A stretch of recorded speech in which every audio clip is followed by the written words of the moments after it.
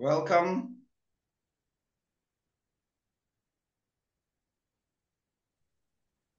Morning. Morning, Rutando. Morning. Morning, Bill. Morning, all. How's Morning, it, guys? Greg. Hello, Morning, Jane. Jane. So long since I've seen you. Yes, long time. You look just the same. Oh, good. Nothing. Morning, everyone. Morning, Morning, Tito. all. Hey, Morning, Tito. Jane. Jane, I'm hoping to see a slide of Earhart doing some mosaics. Oh, I don't think that would ever happen. Enjoy. He refuses. Jane. Morning, everyone. Welcome to this talk. We will start straight away. Today we have Jane Durant. She is in Brisbane this afternoon there right now. So I'm just gonna make an introduction, and then Jane, I'll hand over to you. So Jane is South African born, Ipswich-based artist, architect. She uses her art practice to document and better understand the world around her, building three-dimensional landscapes that feature the native flora and fauna she encounters while bushwalking west of Brisbane. Having made note of everything she's seen while hiking, she recreates these scenes using a combination of ceramic and mosaic techniques presented under glass closures. They are reminiscent of the dioramas found in natural history museums, a contemporary sculptural version of the early natural history illustration and specimen displays that existed in the Victorian era. Originally trained as an architect, Durant's practice also extends to large-scale mosaic murals, with their intricate designs incorporated into the architecture of civic and private buildings around the world, made by hand in a Brisbane studio before being shipped overseas and assembled on site. These installations allow Jane to fully reflect the environment in which they are situated. Each mural densely populated with iconography unique to the area. An alumna of the University of KwaZulu-Natal in Durban, South Africa, Jane Durant is internationally recognized for her large-scale ceramic mosaics commissioned for public buildings and private homes in Europe, the UK, USA, South Africa, and Australia.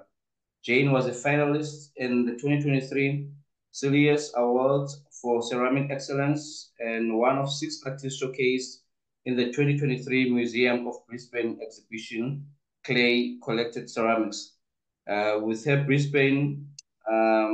piece, Brisbane Bush Turkey, acquired by the museum. She was also awarded Best of Show in 2017 Ipswich Arts Award. She was a finalist in 2020 and 2022 Queensland Regional Art Award and 2018 Ipswich Art Award and the Mercedes-Benz Award for South African Art Projects in Public Spaces in 2009.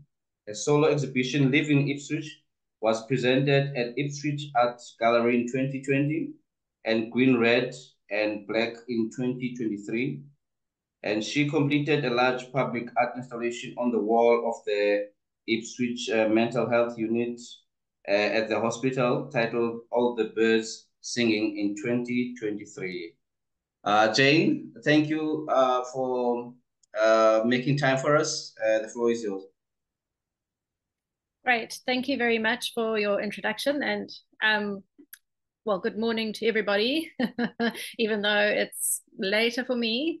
I've put together a slide presentation which starts with a bit of the work that I did in South Africa and some of my first projects, and then I've taken it through and then end up with my work in Australia.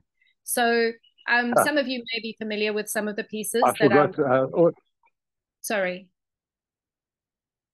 Hello? Can I carry on? Yes, please, Jane. Sorry, I think someone was not muted.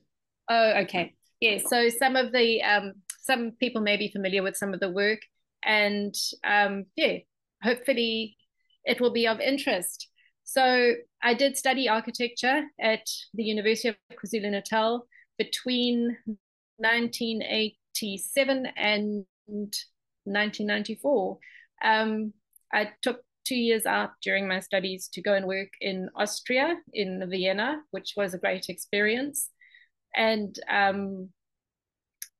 I think that it did influence me a little bit because I was very taken by the work of the secession movement and all the art Nouveau and Art Deco buildings that were there that do incorporate a lot of ceramic embellishment in the buildings. So I started my university career before I studied architecture. I started it doing a fine art course at Michaelis in the University of Cape Town. And I didn't finish that fine art course because after I started it, I got cold feet and thought, oh no, I better do something more practical and study architecture, which I would never regret because studying architecture has been the most amazing grounding and background for me, especially in a lot of the work that I've done. And studying architecture for me was the most fantastic time. I loved it. But starting working as an architect didn't really appeal to me, and I wasn't very happy as I was going along and kept wishing I was doing something with my hands.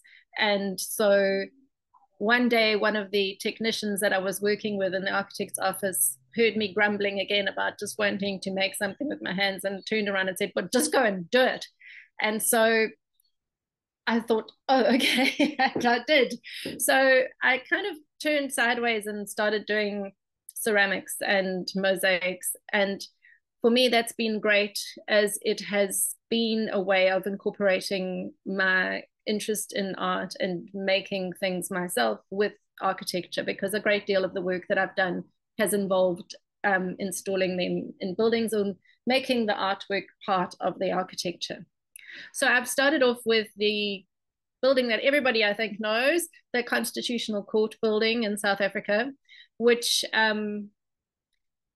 was being built just at a time when I had my very first exhibition, my very first solo exhibition at the NSA Gallery in Durban.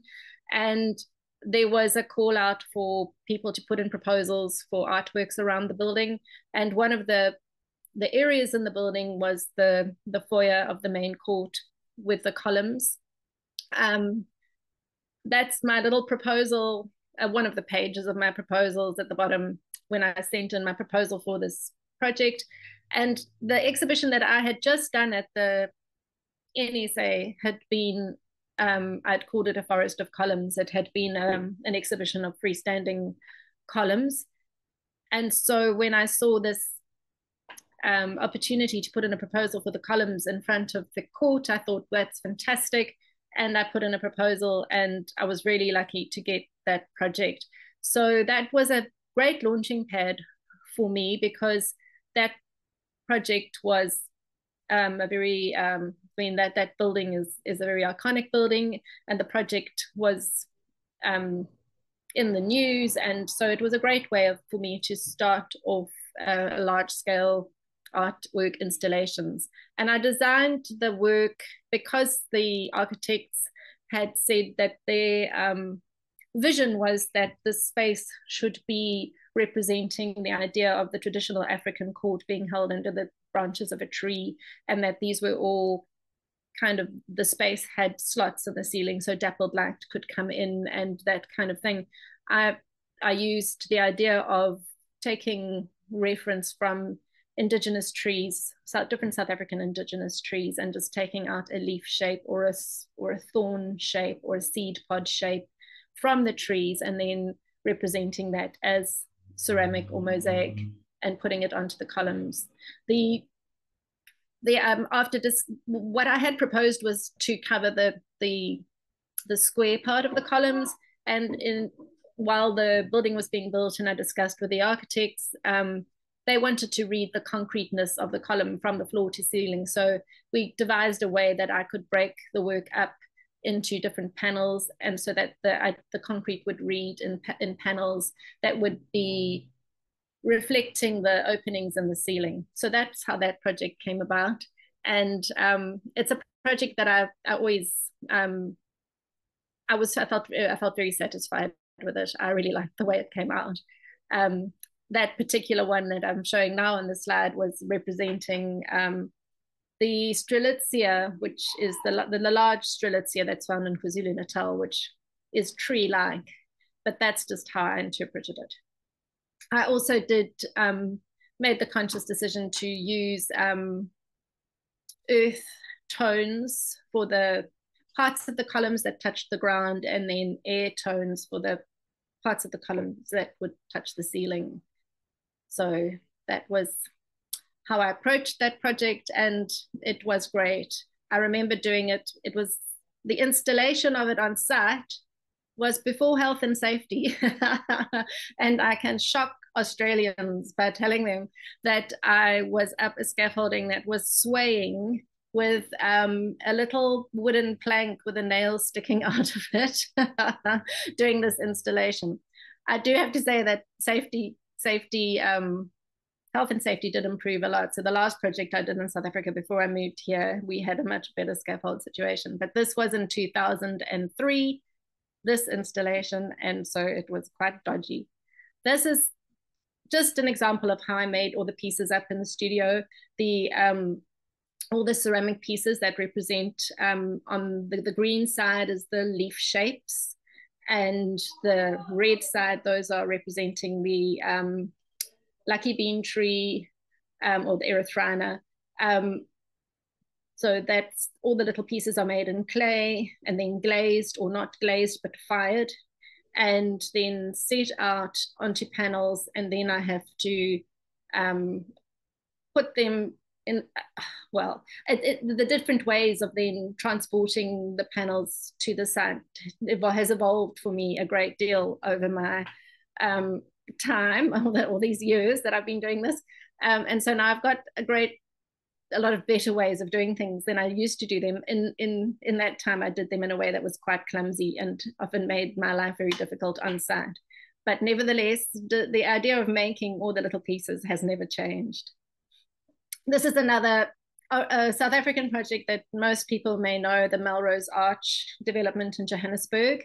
I worked on this project together with Bronwyn Finley and Andrew Verster, who are both artists. Bronwyn lives in Johannesburg now, unfortunately. Andrew Verster is no longer with us. This was a great project for me. I was a very young artist, and working with Andrew was fantastic because just in formulating the design, it was great to see how his process worked and how we were going to do it. And then it was the challenge of making it work and turning the design into something that would work on the building. So that's I'm sure most people might have seen Melrose Arch in Johannesburg. This is some process photos. I made a model of the building in order to present the design in the first place, and then stuck the design drawings onto the model, which was very helpful while we were making it all. The top corner one is a very young set of architects looking at the progress of the work while it was in the studio. And then there was sitting on scaffolding for 2 months while we installed it on the building. This, if you are in Durban, you will know this building is the ICC. I had a brief to make a red carpet that would identify the approach from the roadside to the building. So it's it was a long stretch between the road and the building. And that was the brief that I got was really just, this needs to be some form of a red carpet. And so it was a post-build idea. It hadn't been planned with the building.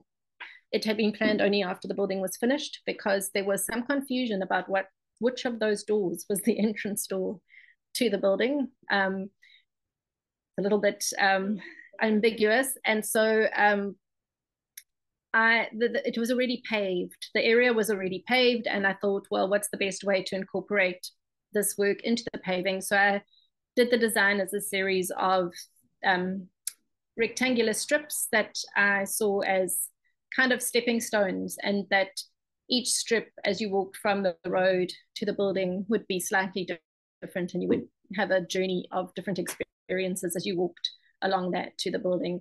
And I chose quite earthy colors, and well, it needed to be red, but I wanted to bring in the earth terracotta tones and that kind of thing.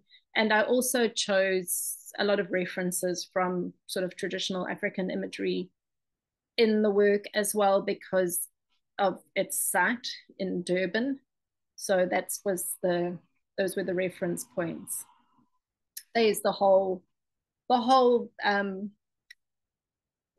piece. It goes along, it's about a 60-meter long route. And this was making it and installing it on the site. So there were a great many challenges in doing this installation, because I remember very well that we had pre-made a lot of the pebble pieces that were going in, and we had been given a depth, and when we got on site, it wasn't, the dimension wasn't the same as what it was in real life, and it involved a lot of angle grinding and a lot of nightmarish preparation of the spaces that we had to install in. But all projects come with their nightmares. So this one is the K-Rith building, part of the Nelson Mandela School of Medicine. It's probably the last really large public project that I did before I moved to Australia. It was done together with a whole bunch of young people. So my brief was to work with a lot of youth, mainly youth living with HIV, because this building specifically was built to do research in HIV and TB. And so it wasn't difficult to find a lot of young people to come and be involved in the making of this project. So at any one time in the studio, when this was being made, I probably had about 10 or 15 young people coming in and out, and different ones coming and going.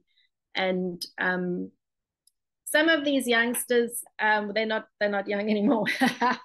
It was probably about 12 years ago, this one. So, and some of them are still doing artwork, and they still keep in contact with me. And it was a success in that it did help some young people get ahead with their art careers.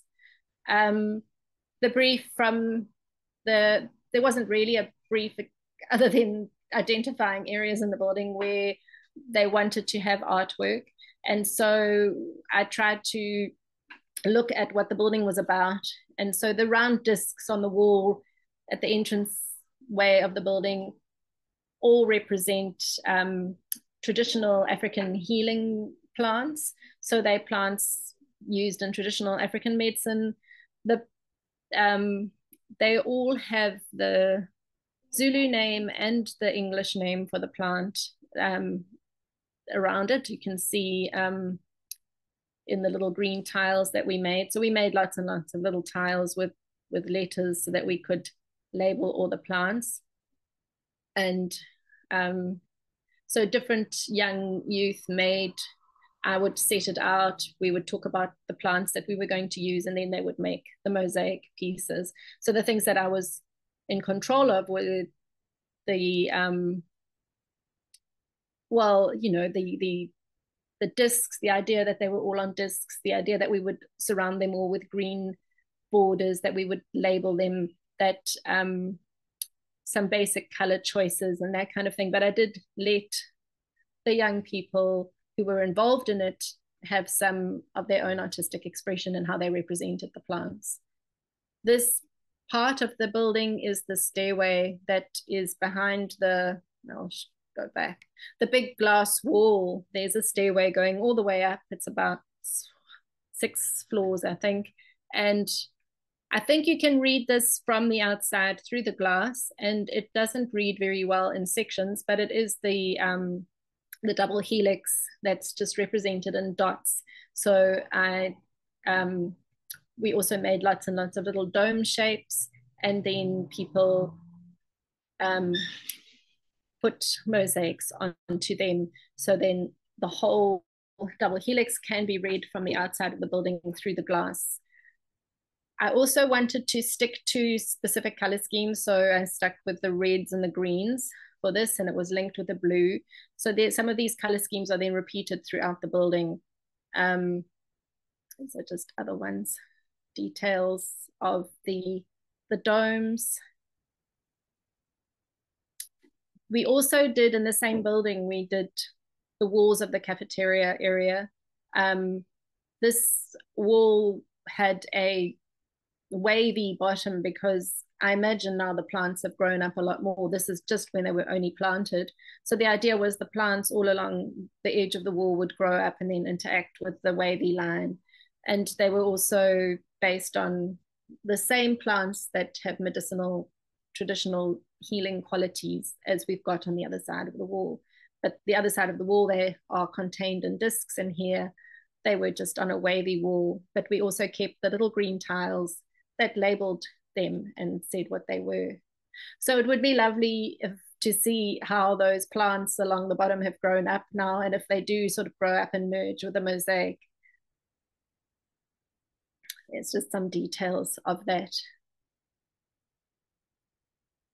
The panel at the top, this was a whole group of cells and viruses. So we just together with the young people looked at different images of cells and viruses. We looked at the HIV virus and the TB virus and all of those things, and we looked at different cells, and we looked at some natural vegetation forms that mimic the forms of cells and viruses, and we just used those images to create this wall that was a bit of a checkerboard.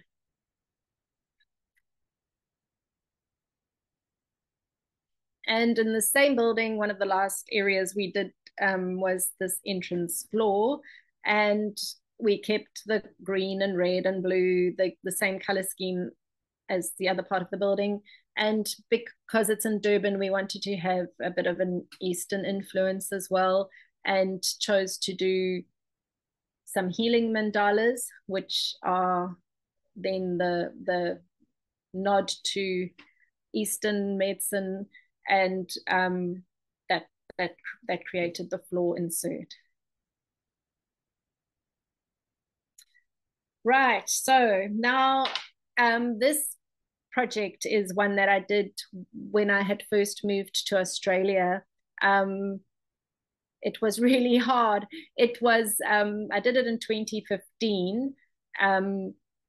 It's for a castle in Ireland that is now a hotel, and it is in County Mayo. It's a beautiful castle. It was built in the 1200s and then added on to in the 1700s, and used to belong to the Guinness family. And now it's owned by a hotel group, and they were adding on a spa. And so the little glass house in the front of the castle in the far end, I don't know if you can notice it, that's what's got added on, and that's the spa. And they asked me to do a big wall in the spa of this hotel. So that's what I did. It's very difficult. I've never got a good photograph of it, because when I left after installing it, there was scaffolding everywhere, and the hotel have only ever sent me awkward photographs. But it's the wall next to the swimming pool, was 10 meters long and 4 meters high, so it was quite a big wall. I also did little inserts that were popped around in other parts of the building as well. This is when I was installing it on site. I made it all in the studio in Brisbane, and then it was shipped, or it was air freighted. It was 1.5 tons of work. It was 1,600 and something kilograms, and it was air freighted from Brisbane to Ireland. And then I went and spent 10 days installing it, which was quite a challenge. The design, this is a drawing of the design. I did the design in collaboration with an artist called Kim Longhurst, and she did the beautiful computer graphic of the Celtic tree of life in the middle, and then on either side of that we had some columns, and then the rest of the wall was almost like a paneling with medieval mythological creatures. This is a slide to show all the little tiny pieces that get handmade out of clay. So they were all little clay pieces that then were making up the tree. So this is me in the studio putting it together with all those little pieces that had to get made and then fired and glazed and fired again. And then they formed the tree trunk and all the roots of the Celtic tree. And then we had all the little woodland creatures that would be found in that area. So in the grounds of this castle, there's a beautiful forest and beautiful ancient forest. And you could imagine all the little woodland creatures in this forest. And here I am with some local workers helping me just get the heavy panels up before I needed to stitch all the joins. So all the panels are made with the edges all unmade so that I can do the stitching on site so that it ends up being a seamless join. It's a detail of the pieces. Those are some of the mythological creatures that were in the side parts of the wall in the kind of paneling that we made.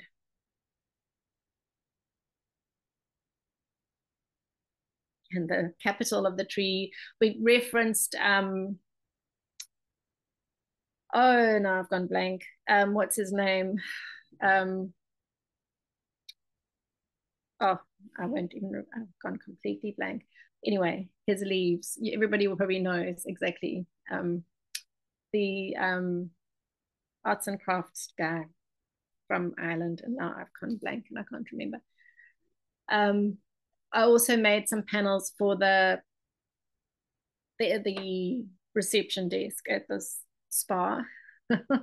So I made all these panels and I made some panels that were glass on glass because they were going to have lights behind them.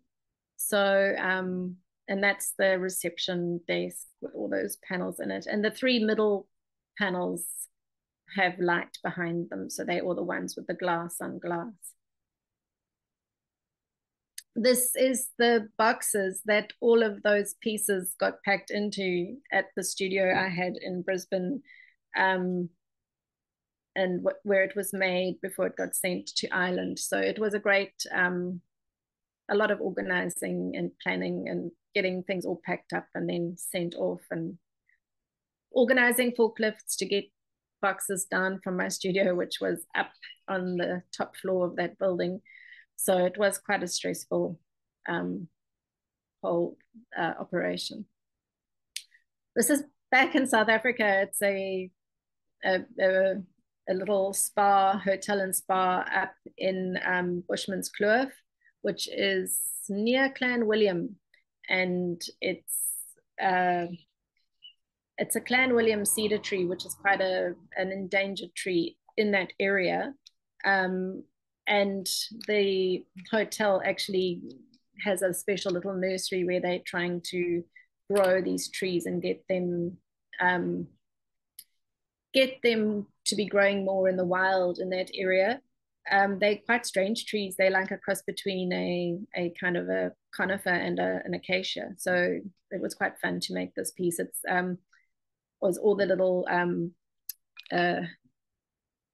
fynbos type. It was not really fynbos, but because it was in Clan William area, but it was all the little creatures and the vegetation that's found around there. I did a series of pieces for a cruise line called Uni World River Cruises, and they do cruises all around Europe. They've got those fancy like hotel on a cruise boat that perhaps has about 30 rooms, and they're all very smart, and people go from town to town, either in the south of France or from the Danube or on the Rhine in Germany.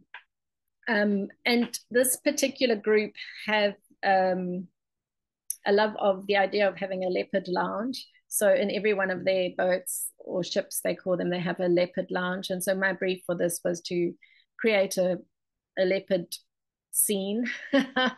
So it's a bit over the top and mad. This is the swimming pool. So it's boarded up while I was doing the installation, and this is while I was installing it. And so you can see the lines of the panels, but there it is when it was finished. And recently, I installed it in 2013, I think, or 2014. And recently I went over, they flew me back over to France where it was parked and asked me to do some minor repairs. There were just a few tiny things that were broken. So this slide shows 10 years later. There's some yellow tape on the one bird up in the air under the leopard. There was one or two little pieces that had been broken. So I was able to fix it, but it was lovely to see that 10 years on, things were okay. I visited 3 of the ships in January in France and in Austria to do minor repairs on 3 of the different installations that I had done. And all of them had just very little tiny bits that had got damaged. So I was very pleased to see that it could be lasting for a good 10 years. This is another one of the pieces that was the 10-year-old that I was fixing. It's in the reception area, and it had gotten knocked around a bit by the reception staff, but it wasn't too difficult to patch up. So that was good to be able to see. This panel is in Cape Town at the 12 Apostles Hotel. I did do quite a lot of work for the 12 Apostles Hotel in various parts of the building. This piece just represents the vegetation on the mountains behind the hotel. It's a combination of the mosaics and the ceramic pieces. And Oyster Box in Durban, the Oyster Box Hotel with the monkeys and the turacos, which I miss. I love the turacos. They are wonderful birds. This piece is, this was in a villa in the south of France in Antibes, and the client had 2 walls on this house, and it was a lovely project to do because Erhard went with me, my husband, to install it, and so we had a great time. This is one of the panels, and it just represents a garden that you could find in the south of France. The south of France, there was a great interest in gardening and doing exotic gardening in the kind of the 1920s in the south of France. And this client who owned the villa had a book all about these exotic gardens at that time. And so this piece was designed around the ideas from that book and the plants. So there are strelitzias, and there's mixed up with wisteria and loquat trees and nasturtiums and all different things like that. So it's all based on that idea. On the same building, we did a panel next to the swimming pool, which was based on just a field of wildflowers that you could also find in the south of France. A lot of detail and little wildflowers. This is a wall I did in Johannesburg, also just shortly before I left to move to Australia. It's just the pieces with holes in the middle have, when once I'd finished the installation, would have water coming out and falling into the pool. Hadn't got switched on yet. This is just to show the process of making. So once the design is approved, it needs to get drawn, enlarged into full scale, traced onto the boards if I'm making it on boards, or whatever surface I'm going to make it on. And then working out what colors are going to go where.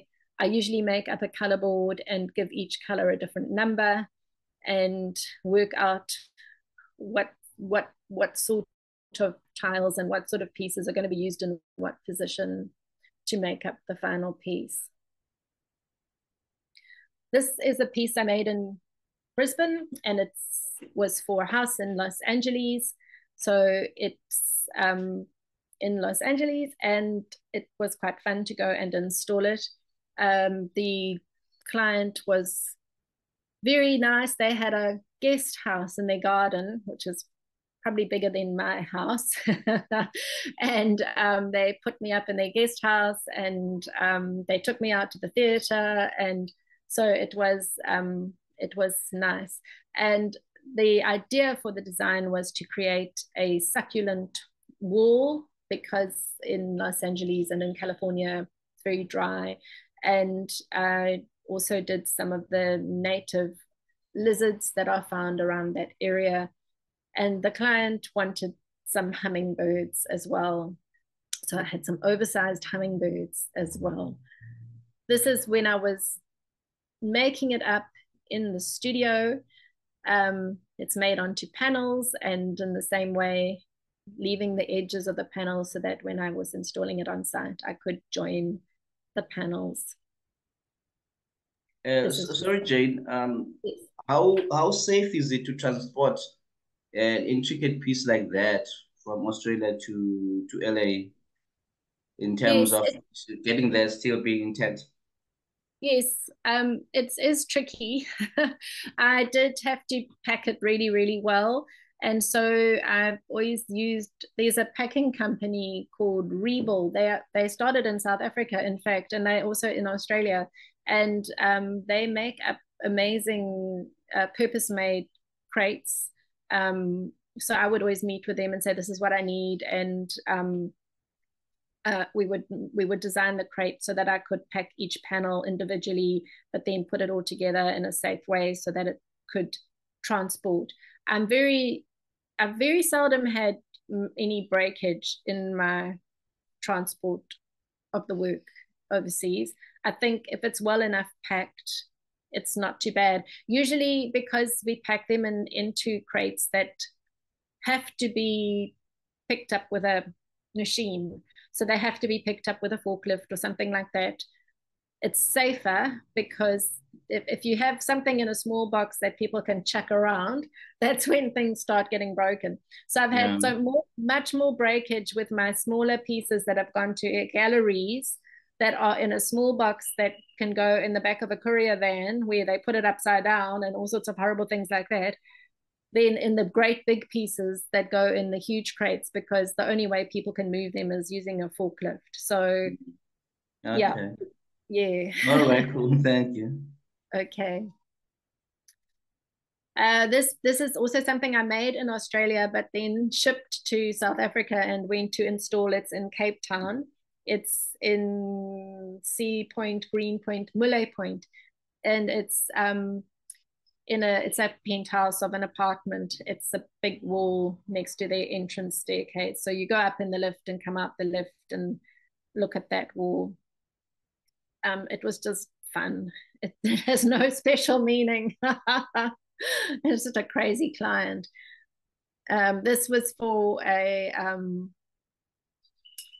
yoga studio, also in Cape Town, and I made it in Brisbane, but then shipped it to Cape Town and installed it with the help of some of my helpers, my staff who used to work with me in Durban.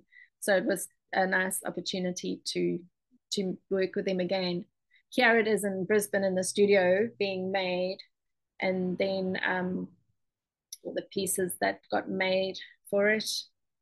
And that's when we were installing it in Cape Town. So because it's a yoga studio, it had all kind of yoga imagery, and I'm sure everybody can see what that is, the lotus flower and the chakras and things like that. This is a wall I made for a building in New Zealand. So it's in Auckland in a commercial building. Their brief to me was that they wanted a landscape scene, so like a generic New Zealand landscape. So this piece was made up. The challenge with this was to make it around the door of the lift, because it was just in the way, but we kind of worked it around the lift and used the Pahaka Kara tree and the flax flowers and the Kia parrot and all the kind of iconic New Zealand, and the tui bird. So it was quite a fun project to make, and it was nice to go and visit New Zealand when I went to install it.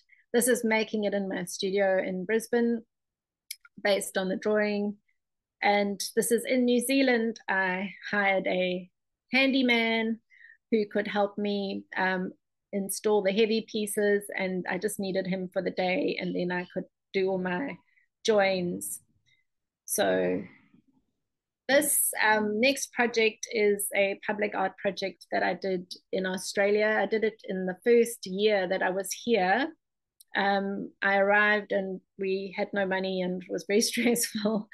And I was looking for what I could do. And all the public artwork in Australia, you need to put in an expression of interest. So they all call out for, it's all done by tender, and you've got to look out for them. They're always published somewhere, and you go and see. And this was a particular public art project that they were calling for expressions of interest. It was in a park in Melbourne, just outside of Melbourne. And the brief was that it was in a dip in the park, which often flooded, surrounded by a grove of eucalyptus trees. So the bottom part of the sculpture would possibly at times be underwater, and the top part of the project wouldn't. And so I designed it as a series of giant eucalyptus leaf shaped kind of totems. And then at the tops of 3 of the totems are some of the crazy, more iconic birds that you find around the area, the kookaburras and the sulfur-crested cockatoos and the galahs. And then the bottoms of the totems, I had some frogs and some fish, so that when they were underwater, that would be relevant. So that then got made up in my studio in Brisbane, and I drove it down in my bakkie or ute down to Melbourne, and then did the installation. This piece is a wall for a private person's home in Brisbane. These are the birds that we find around in our gardens. So the birds in Australia are quite crazy. We get these massive, very colorful parrots, king parrots and rosellas, and we get these water dragons. And so this person's garden is very, very big, and he had a little rainforest section in his garden. So he looks out of the window that's next to the wall into a grove of rainforest where all these birds do come and swoop. And so I was just responding to his garden in this piece.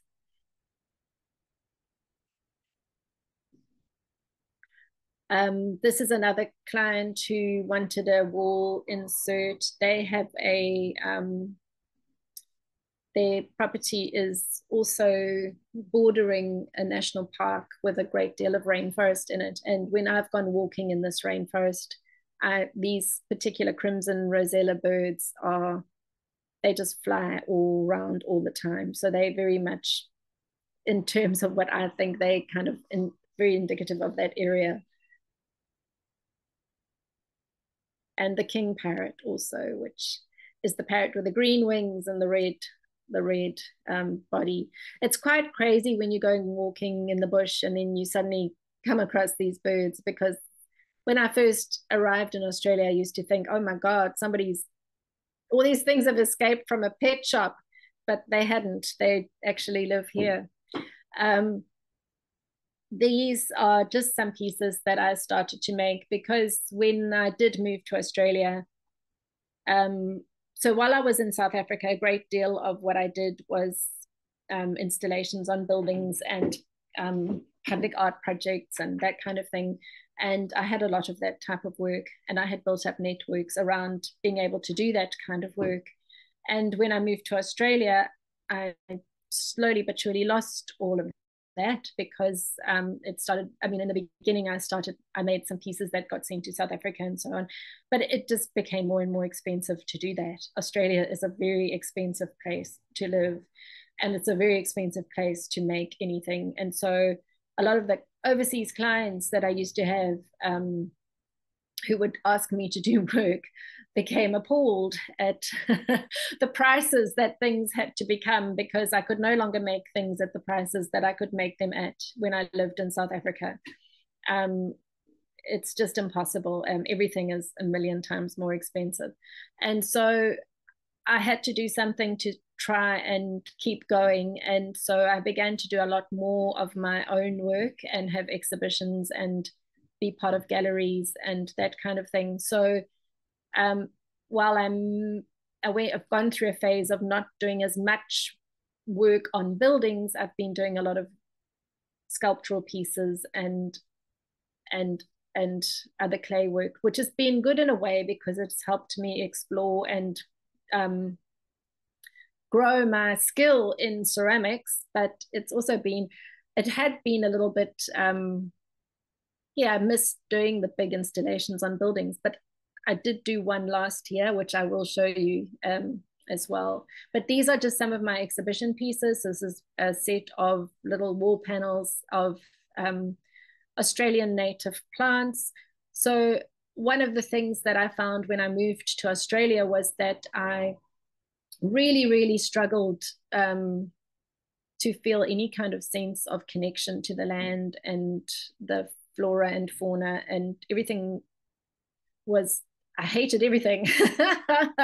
I hated the trees, and I hated the there was no interesting animals, and I hated the plants, and I was very unhappy.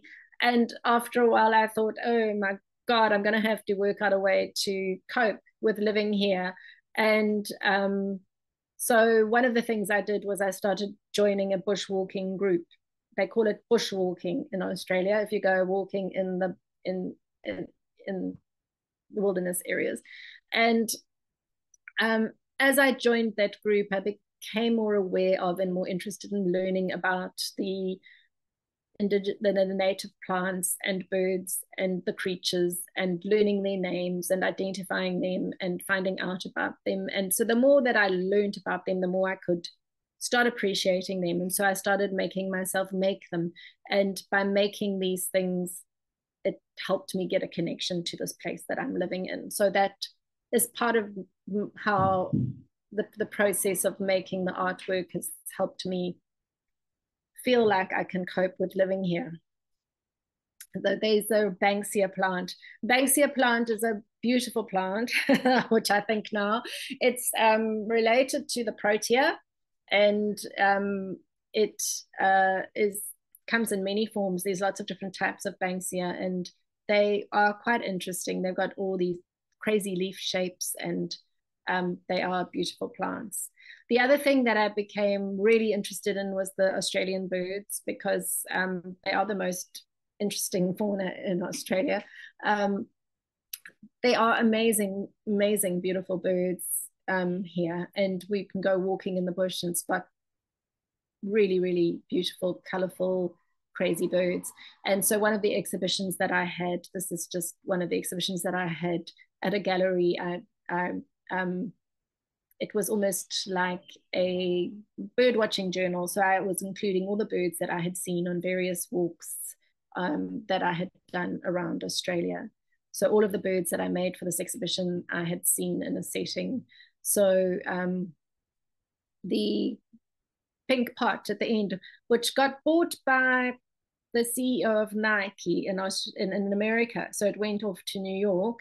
So that one was made with cicadas and galahs because I'd gone camping with my family at a place on the border of New South Wales and Queensland next to a rainforest. And when we were camping, there were lots and lots of cicadas that time of the year. And they were making so much noise. And one morning I woke up at 4 a.m. and the galahs were making so much noise too. And all these flocks of these pink and gray galahs were swooping down, and all the little cicadas were popping out of their shells, and the galahs were swooping down and eating them. So that piece was made in response to that, for example. So and this piece was after I spent time on a place that had been through a bushfire. So it's like the burnt Banksias, and they were the black red-tailed black cockatoos with these burnt Banksia plants. The red-tailed black cockatoos are amazing. They're just so beautiful. And it's so exciting to see them when you're out in the bush. This piece was just in response to a bush in my garden that I would get all these crazy rainbow lorikeets come and fight about eating there's like a dwarf bottlebrush plant and a grevillea plant. So they're both native plants. And that's the king parrot that you'll see in the firewheel tree. So I had that. And the whumpu pigeon, which you see in the rainforests. And the catbird, which sounds like a cat. So if you're walking through the rainforest, you hear this sound like a screaming cat, but it's this particular bird. And the catbird again. And that's a blue-faced honey eater. And these guys hang out in my garden.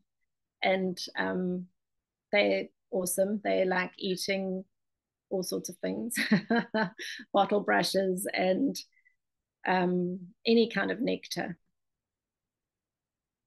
So these are more little sculptures that I've made for various exhibitions. This was a little silver eye with a kangaroo paw flower. I remembered making a panel for a library in Durban with witoortjies, and the little witoortjies are the same as what they call the little silver eyes here in Australia. They're very sweet little birds. We get them in our garden as well. This was an exhibition that I had in at a public gallery last year. It's an exhibition that I called Green, Red and Black. So it was responding to the whole story that I had a little while ago, that I was talking about my connection to the land. I still felt the need to make stuff to deal with my connection to the land. And so my coping mechanism has been walking and doing bushwalking. And I've done a lot of hiking and multi-day hikes in different parts of Australia. So there's a hike called the Larapinta hike, which is just outside of Alice Springs. So it's right in the center of Australia. And it's about a 21-day hike. So I did it in 2 7-day patches. I did it with 2 friends, and we walked 7 days one year, and we went back the next year and walked the rest of the hike for a further 7 days. And then I've done various other hikes with either friends or with my husband Erhard, and we've hiked through rainforest regions, and these are all multi-day hikes because I kind of got the equipment and got obsessed, and so just do all these multi-day hikes all the time. Just come back from one actually at the moment. I've just done a multi-day hike with Erhard on an island just between Townsville and Cairns, so up very north Queensland. There's an island called Hinchinbrook, which is the whole island is a national park, and it's beautiful. And so we just did a 6-day hike there. So the hikes that I had done had either been in the really red center with the amazing harsh desert landscape, or had been in the rainforest regions. And then I had also been walking a lot. In this one year, my family and I, we rented a little hut in the middle of nowhere, in the middle of a vast cattle station. In Australia, they have these huge cattle stations, so often there's a little wooden rover's hut that we could stay at. It had no electricity, it was very basic.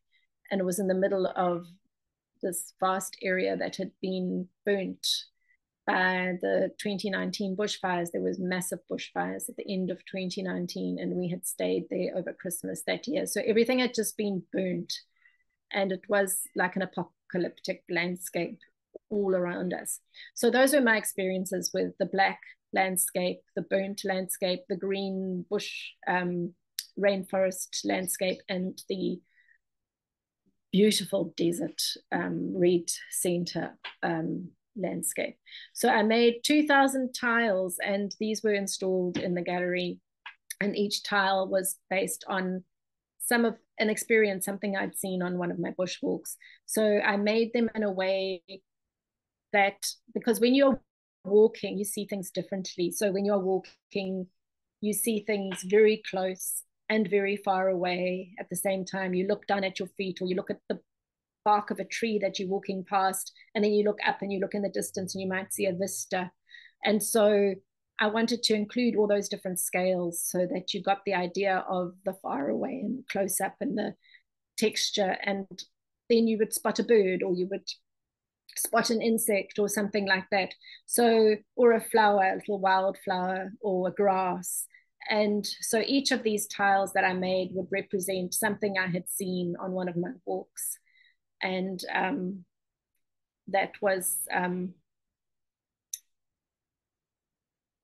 that exhibition. And it was mad. It was really a lot of work to make all these 2,000 tiles, and getting them in the gallery and getting them up on the wall. And yeah, but it was a great process. So these are the green ones for the rainforest. And these are all birds that I've seen on my walks. I would go for a walk and see a bird and go, oh, I better go and make you, and then go back to the studio, or see a bit of bark on a tree, or a bit of fungi, or something like that, and then go back and make it in the studio. That's noisy for a bird. They make a noise. They're crazy birds. And I love the lichen that you see on the trees. It's a little whip bird. They are amazing. They've got the most amazing call. It's such an iconic call when you're walking through the forest. They've got this really striking whip bird sound. The Banksia again. And that's the black landscape of the burnt land.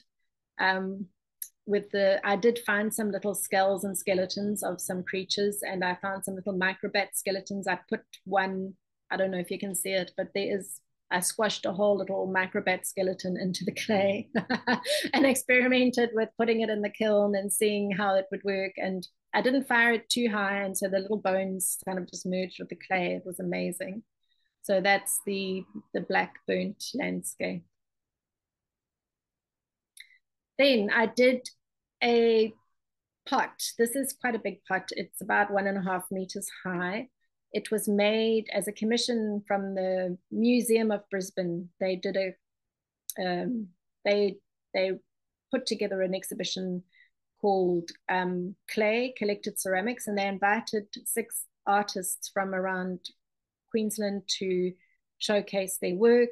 And they commissioned us to make a piece for this exhibition. So I was making this piece especially for the museum, for this show, and I was thinking carefully about what I would make. And one of the birds that I'd seen when I first arrived in Brisbane was this crazy bush turkey. They look like that. They trot around in the suburbs, and they're just the daftest birds. They look prehistoric. They've got like a bare face and neck, and they've got their yellow wattle, and their tail goes sideways, and they've got massive feet, and they scratch big mounds and like big compost heaps. And then the male makes sure the temperature's right, and the female comes and lays 1 egg, and then she goes away and leaves it. And then the egg hatches, and the little baby bush turkey has to look after itself. So it's one of the few birds that's born with some feathers on it already, so that it can straight away fly up to a low tree. So I think these birds are amazing because they're incredibly resilient, because in the beginning, when the when the colonists came to colonize Australia and started building all their houses and taking over all the land, these bush turkeys dwindled. And then somehow they bounced back and they decided they were going to cope. And now you see lots of them around the suburbs, and they're gardeners. Gardeners hate them because they dig up the gardens, but they're protected, so you can't harm them. And they're just amazing birds. They're very resilient and they've got so much tenacity, and I just think they're great. So I made this big piece based on the Brisbane bush turkey for this exhibition. That was the exhibition. It was presented very nicely. It was a fantastic exhibition to be part of. At the same time, I exhibited 3 little pieces in glass domes, and those little pieces are of birds who are endangered. So the glossy black cockatoo is an endangered bird, and the little black throat finch and the noisy scrub wren. So I wanted to contrast the endangered birds in their little glass cases with the bush turkey that is so prevalent and resilient.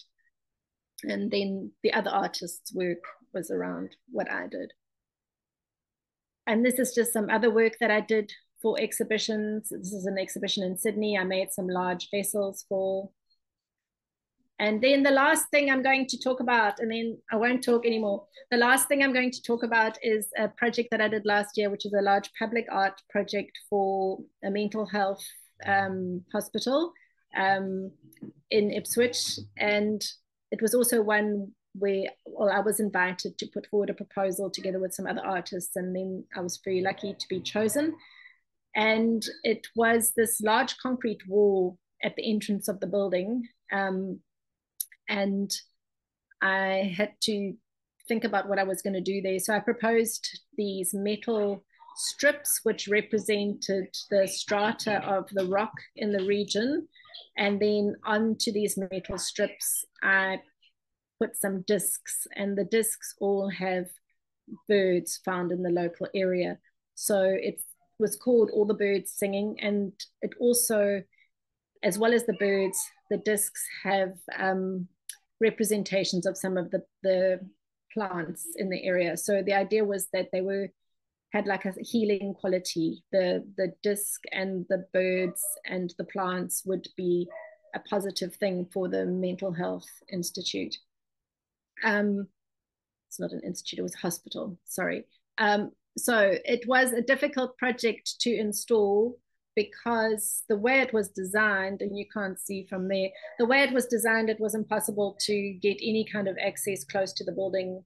And scaffolding wasn't an option because every quote that I got for scaffolding was exorbitant and it was not in my budget.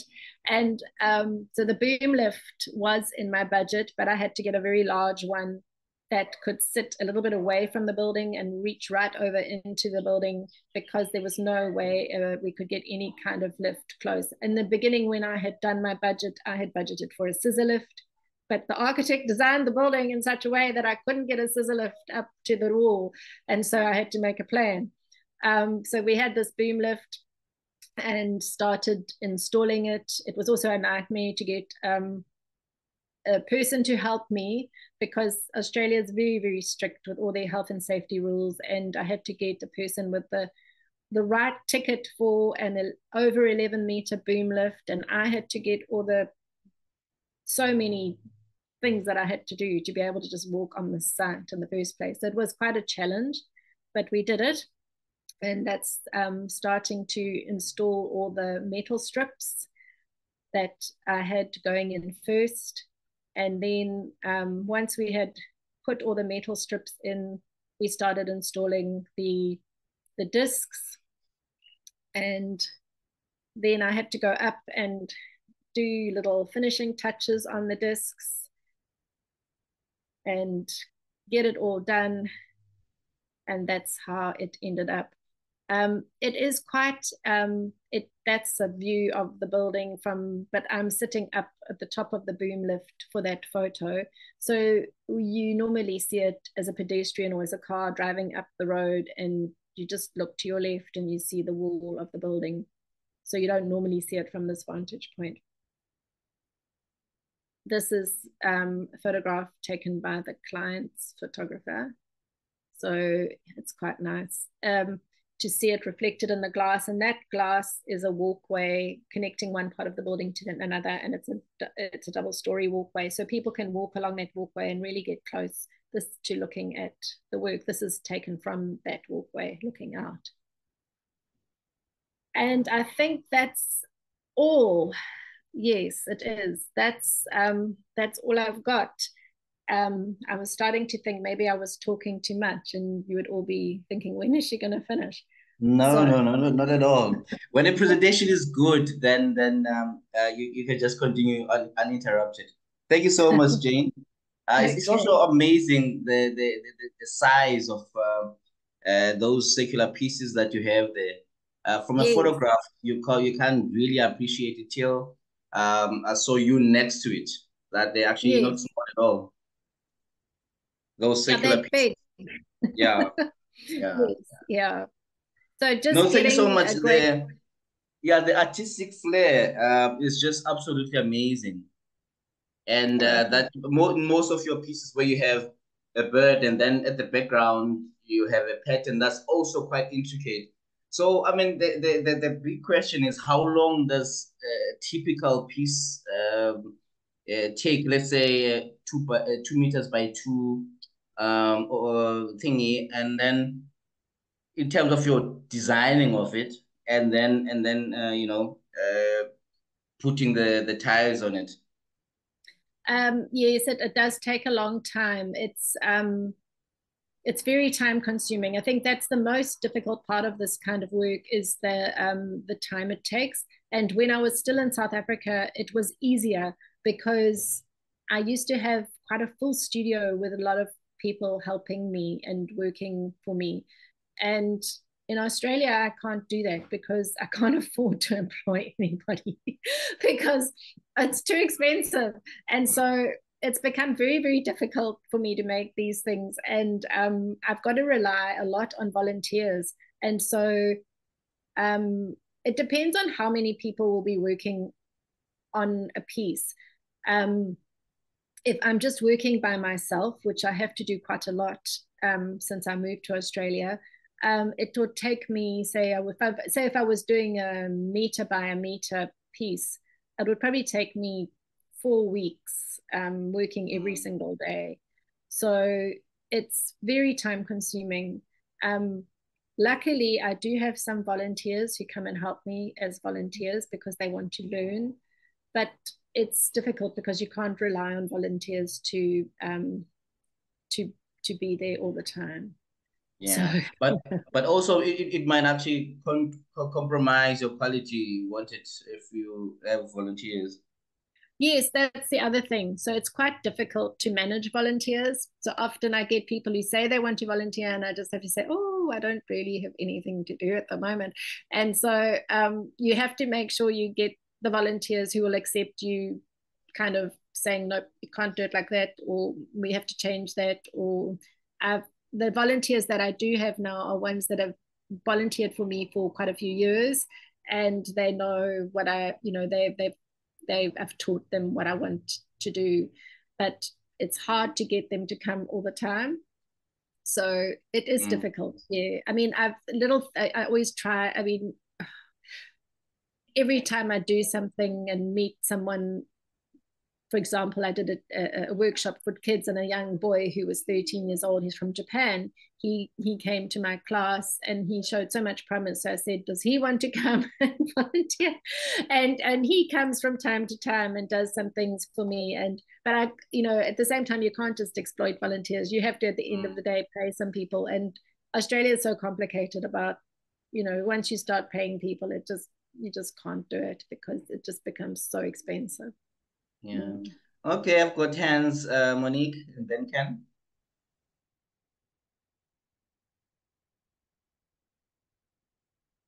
Monique, you may go ahead with your comment or question. Hi, sorry. I was trying to start my video and I see it was disabled. Hi, Jane. It's nice to see you. Hi. Well, see you again.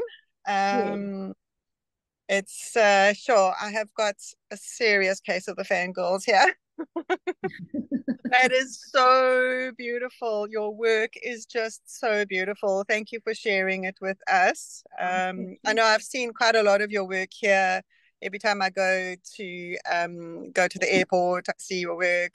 We went to the hospital, the Pixley Hospital in Kwamashu. I saw it. So it's just amazing. And I must say, this talk has really sort of consolidated for me and given me a greater understanding about your process and your inspirations. I just love the way you contextualize every single piece to its own specific location, and you draw your inspiration from what's around that particular piece that is going to be installed, the place it's going to be installed at, and how everything is brought back to the organic, to nature. I mean, clay is from the earth, and you're bringing it back to the earth. It's a very versatile. I mean, I've done a little bit of ceramic stuff, and it's very versatile. You can make it into very, very organic and harsh shapes, but I just love the way you've brought you brought the earth back to the earth, and you're reflecting what's around that piece, how it links the building. And I mean, for us as architects, practicing architects, how you take the building and you link it to its position, its nature, and what's around it. So I'm just totally in awe. Thank you for sharing. Oh, thank you. Thanks, Monique. Thanks, Jen. Ken? Jane, thank you very much. Stunning. Well done. Congratulations. And I think we're all very impressed with your energy and your application. Obviously, a huge amount of hard work. But tell me, are you able to pass on any of your knowledge? Do you actually teach? Have you got any I do. school going? Do you get involved with the schools? I do a great deal of teaching. In fact, I do a lot of teaching all the time. I had a workshop today. I do a variety of different types of workshops. So I run classes weekly.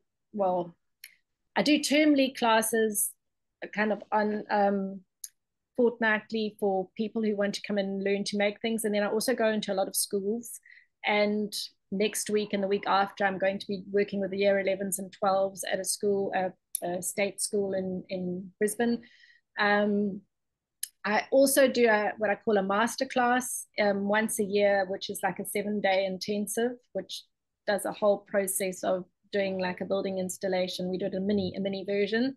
I get people coming from lots of different places for that. Yes, I do lots of workshops all over. I get invited to go and do workshops in various parts of Australia for various organizations and things like that. So it's somehow that's how I make my grocery money, so we can keep food on the table. Do you work with any sort of partially disabled people? I mean, you did a lot of work with the AIDS victims in South Africa. Anything like that at all in Queensland? Not officially. I haven't been able to do a project like that as a public art project or anything. I have got in the classes that I teach, I've got quite a few people who come to my classes who are quite severely disabled, and they get funded by the government to attend to do that kind of thing. So it's like a therapy for them. But I'd very much like to, one of the things that I have done is I did a 10-day artist in residence at the Youth Detention Centre and there's a lot of all the people that Australians lock up are either Indigenous or African migrants. It's a terrible place. And so I got to work with a lot of young, really troubled youth, which I really enjoy doing. I feel like I can make a little bit of a difference. And so I would like to pursue more connection with the youth detention center. It was a very positive experience. They invited me back there this last year, but I had such a full year, I couldn't fit it in. So I'm going to reach out to them and try and do it. I want to, in fact, it's on my list to apply for a grant to do a large public art project with a bunch of immigrant youth. And because they have, the biggest problem is they have no feeling of belonging or connection to this country. Australia is a very hard country to come and land in. And so I think that through art and through doing something like that, you know, it could be very helpful. So it is, I feel like it's taken me 10 years to try and work out that I can still be okay here. And now I've got enough courage to go and do a project like that. It's hard moving countries when you are in your middle age, and it takes a long time. It's taken me years to kind of get the confidence to feel like now I'm okay in this place. You're part of the scene. Yeah, well done. Yeah. Yeah. Tell me one thing. You actually have a fascination with the bird life, and certainly I think most people do. There's a huge range of bird life. But have you ever thought of combining sound with any of your pieces? You've got birds all over the place. Any way of incorporating sound, particularly with that hospital, that mental hospital that you did? That could be a really nice thing to do. I haven't done it yet. It has crossed my mind, but I haven't gone down that route yet. Okay. One final question before Robert has a go. Have you done any work? Have you had any inkling to do any work in places like India or possibly the Islamic world? The Islamic world is a phenomenal source of inspiration with regard to graphic design and inanimate design, I suppose. I'm thinking particularly places like Samarkand and Bukhara. Have you had any chance to get to do work in that part of the world? No, I haven't, and I would jump at that chance if anything ever came up that was any possibilities came up. It would be something that I would be really interested in. Yes. Have you been able to visit any of that part of the world? Iran, no, Turkmenistan, Uzbekistan? No, okay. I haven't. I did work. I had in my studio a few years ago. I had a family of Iranian refugees who they came and volunteered in my studio for about a year because they weren't legally allowed to work and they were wanting something to do, and it was like my studio is always full of people, so it was a good way for them to make connections with other people and that kind of thing. So I did have a little connection with Iranian art because the woman who was helping me was an artist, and she had been an artist in Iran, and she was showing me a lot of the work that she had done there, and she was very interested in showing me a lot of Iranian art and architecture. And it is definitely something that I would be interested in. I just haven't. Ceramics are obviously very important in those societies. Yes. And anyway, last question: have you worked on any curved surfaces, domes, vaults? Yeah, I did. I did a dome of a mosque in Durban. It's a private mosque in one of those gated communities. Yes, I've done pizza ovens. So okay. I've done things on curves. Because most of the stuff you've shown us has been on flat surfaces, but there was anyway, look, thank you very much, Jane. Well done. Keep going and keep teaching. Keep teaching, yes. And maybe publishing. Have you thought of publishing as well? Oh, I'd love to publish a book, but I just don't have resources and I wake up every morning. I've got to do all my own housework and make the dinner and look after. My mum is old and has dementia, and I'm caring for her, and I'm trying to just scrape by and make a living.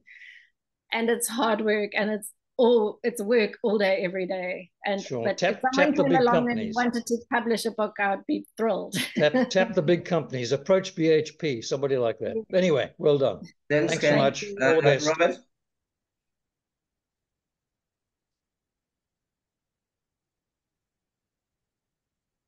You may unmute yourself, Rob.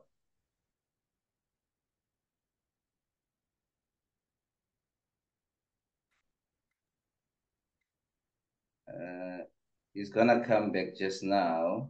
Okay. Jane, I wanted to find out. So the number of people that you worked with in South Africa, how did it start in terms of having a team of people while you are still here that you feel you can trust and work together with? Did you train them? How did that start? Yeah, so the very first time that I found a group of people was I did a little project long ago for the hospital that was called McCord's Hospital in Durban. Um, I hope it's still there, the McCord's Hospital. Yes, still there yeah. was an NGO that was funded by the European Union at that time. It was during the time of when Thabo Mbeki was the president. And they were the only people offering antiretroviral treatment for people living with HIV.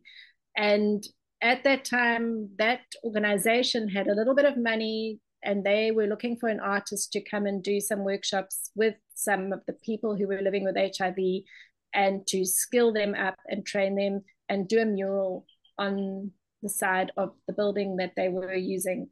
And so they put forward some people to me. They said, we've got these people who are coming to our clinic and would you like to work with them and train them?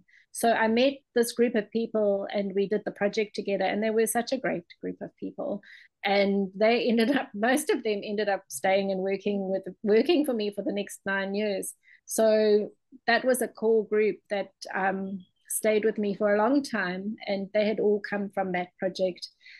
And on top of that, I used to do a bit of part-time teaching here and there, and I got a lot of students from the University of Technology and even from the architecture department, but a lot of students who were studying fine art at DUT would come and ask if they could come and work in my studio.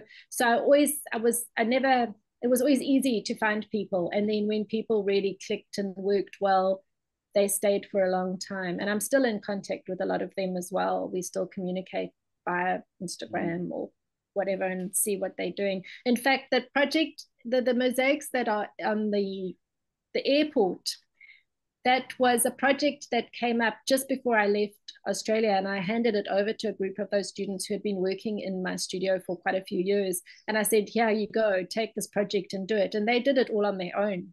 And that was great that they could do that.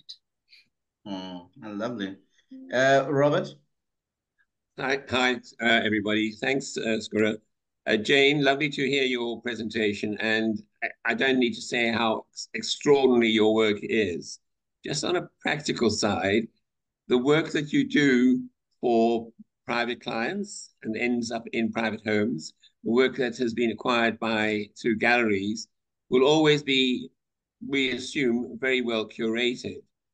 How do you feel about the way your works are curated on public buildings? You know the Nelson Mandela School here in KZN. Your works are, as far as I can see, still in excellent condition. But the background is just so challenged by the atmosphere in that area that it becomes a completely different composition and it's in its context. Your work, do you try and keep it to places which are relatively environmentally clean? Do you ever get called to get back and scrub the walls behind your work? How do you deal with that? I don't. Oh gosh, it's very difficult because often when you do install the work, it's when the building is new, and you don't imagine that you try not to imagine that it's going to deteriorate. Some of the works that I have revisited after a number of years, most of them have been fine. There have been odd occasions where I've revisited a work after a long time, and as you say, the surrounds have just deteriorated really badly, and it's very difficult. And there's not a lot I can do about it. Yeah, sometimes I've just got to kind of grit my teeth and let it go. It is upsetting, and but it's something that's like, I've got no control over it. It was just an interesting inquiry that I had. Yeah, I'm not answering your question very satisfactorily. Not a problem. But, maybe we should go to the source of the problem itself, to the owners of the building, and say, listen, you've got a valuable work of art there. It has a lot of meaning in its context. And now please use it as part of your promotion. Well, you know what? I think living now in Australia, there's a bit of a different attitude because things are kept and looked after very, very well. I mean, there's nice. You know, they've got so much money, so they do. And the one public art project that I did do in Melbourne with those leaf totems, that particular project started getting vandalized in the park, and the council said, oh dear, look, this part of the park isn't very well lit and that kind of thing. So they did a lot of work to fix it up, and they brought me back there to do repairs, and they did a lot of work to make the environment around where that work is better, so the work wouldn't get spoiled, and it's worked.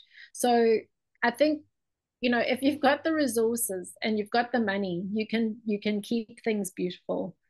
I think it's difficult when you don't have the resources and you don't have the money. Then it becomes much more difficult. Final comment. I don't know if you heard, but Peter died recently. The works in Amazulu Palace are still looking absolutely splendid. A great joy to many of us. Thank you very much, Jay. Thank you. Thank you, Robert. Howard, Mike, then Mandisa.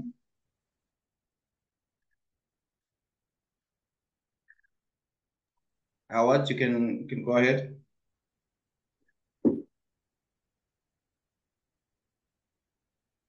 We'll come back to Mike. Thanks, Guru. Jane, absolutely blown away. Amazing. I actually don't know where you have time to sleep, quite frankly. But I got a sort of nice surprise just now when I heard that you're involved in the ceramics at Pixley Hospital in KwaMashu. Did you mention that? Yes. Yes. Now that was and that's a project of ours, I think, from way back. And did you work with Lerato? So for that project, yeah, Lerato asked me to be involved and asked me to do the design. And then I flew to South Africa for 2 weeks and worked with all the artists who were going to work on the project. And we did a whole workshop in how to go about doing it. I went through all the process with them and worked through what they needed. I went with them to all the supplying places to order all the materials for the project, and I set up the ceramics part of it and helped them to get access to kilns. And so it was a bit of an intensive 2 weeks of preparing them, and then they ran with it, which was fantastic, and they did really well. And a number of the people none of the young artists working on it were people who had worked in my studio when I still had the studio in Durban. Yeah, all I can say is it's absolutely amazing, the work, and for that to be in a public hospital is just extraordinary. The space, the sort of hospital street, it's all naturally lit and things like that. I think well done. It really is quite amazing. Yeah, that it was a success. Just you get blown away when you see it too. So everybody, one day when you go to Pixley, go and look at all the work there. It's quite extraordinary. Yes. Thanks, Jane. Thanks. I was going to go back to do more, but because when I did the workshop with all the artists, it was at the end of 2019, and then I was supposed to go back in 2020 to kind of see how they were going and see if they needed more help, but then COVID came along and I couldn't, and so I had to just let the project go and let them do what they needed to do. So it's great to hear that they really ran with it and did a good job. It has proved to be quite outstanding. Thanks so much. Thanks. Thank you, Mike. Howard.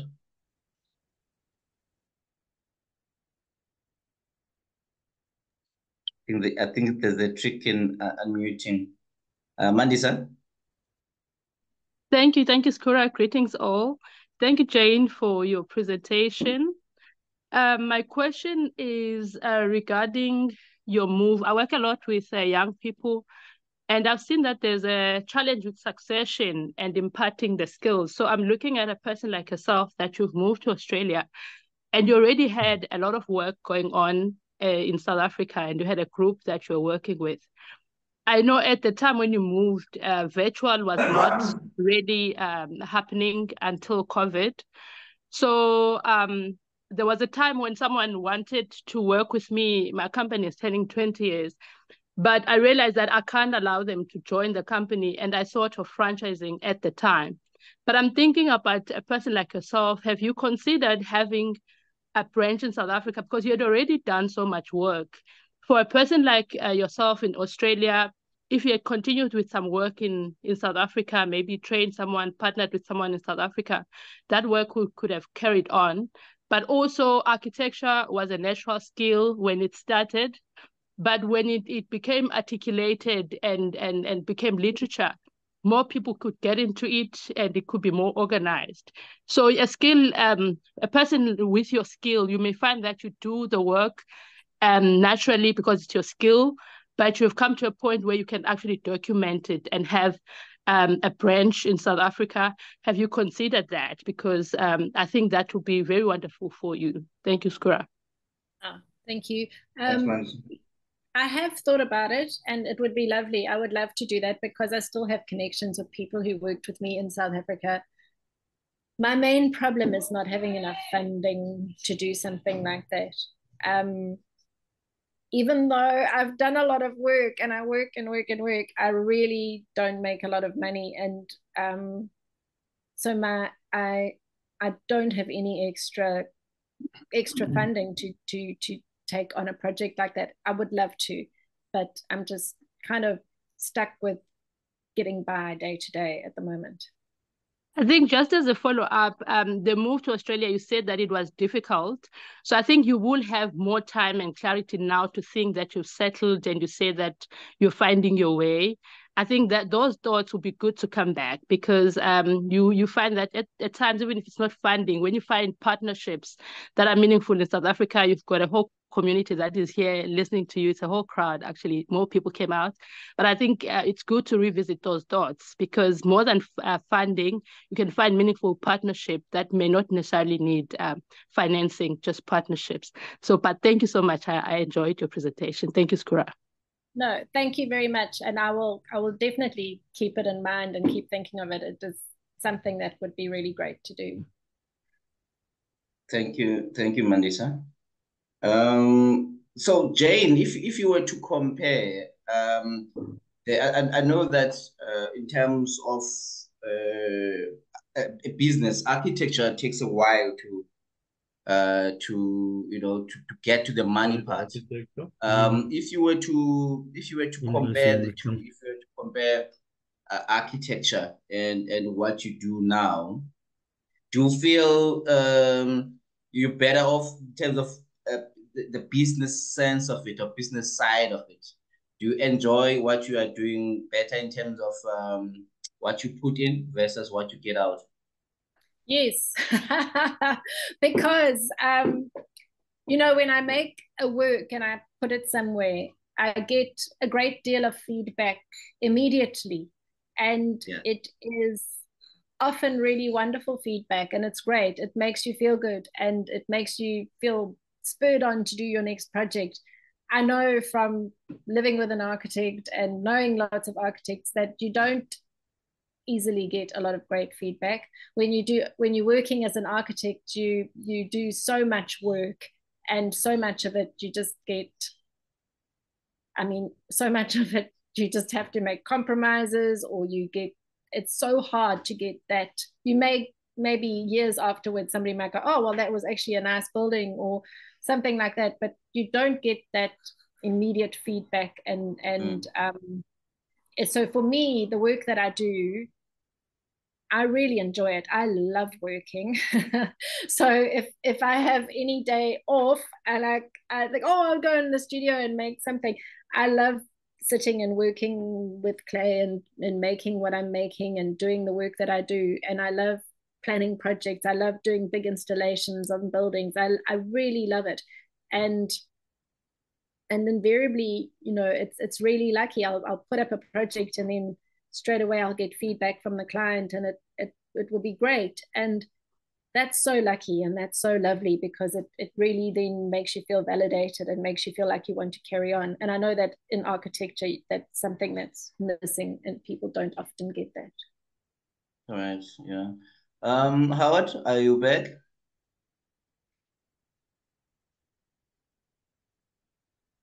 No, he's not. Any other comments, questions? But thank you so much, Jane, for making time. And I'm sure you're happy to see some of your colleagues that you worked with in South Africa. I saw Yanina was on earlier. I don't know if she's still here from Design Workshop. Yeah, yes, so hi, Yanina. Yes, hi. Wonderful to see you, Jane. Just wonderful. So many good memories. Yes. Lots of good memories. Lovely. Your parting shot, Jane. Just your last words as we close. Well, thank you for inviting me to do this. It's great to have the connection back to KwaZulu-Natal, and I do miss everyone, and I do miss being there, and I miss being in South Africa a great deal all the time. And so it's really nice that you invited me to come so I could have these little chats and do this presentation. Thank you so much. There are 150 watching, Jane. Well done.